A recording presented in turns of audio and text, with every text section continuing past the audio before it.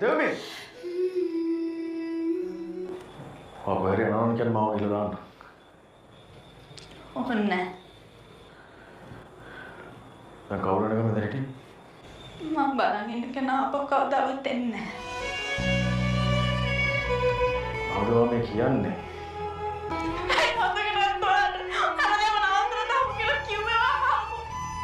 නවත්තනකොට කවුද නවත්තන්නේ? මම නැවතුවා වන්ත.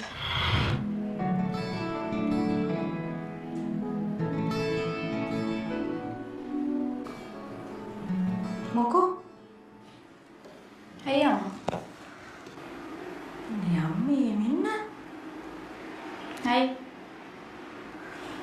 මහා අම්මන්ලා කියන කතානේ මේ කියන්නේ. මහා අම්මඩිලට මොනවද කල්පනා?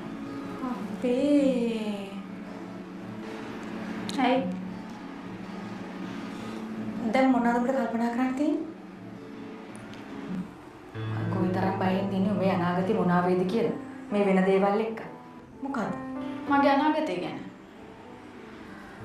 එහෙම බය වෙන්න ඕනේ නෑනේ. තාත්තා කියන විදිහට හිටියන. දැන් එතකොට අම්මයි තාත්තයි කියන්නේ මං කැමති කෙනෙක් නැතුව අම්මයි තාත්තයි කැමති කෙනෙක්ට මට කැමති වෙන්න කියලාද? නැත්තම් අම්මා කොහොමද මේ හරියටම හොයාගන්නේ මට ගැළපෙන කෙනා? ඒක තමයි කියන්නේ. නැන්දට වෙච්ච දේ වාට වෙන්නේ නැති වෙන්න නම් නැන්ද බඳු මිනිහාගේ පුතාගෙන් ඈත් වෙන්න කියලා. එයාව තෝරගන්න එපා කියලා.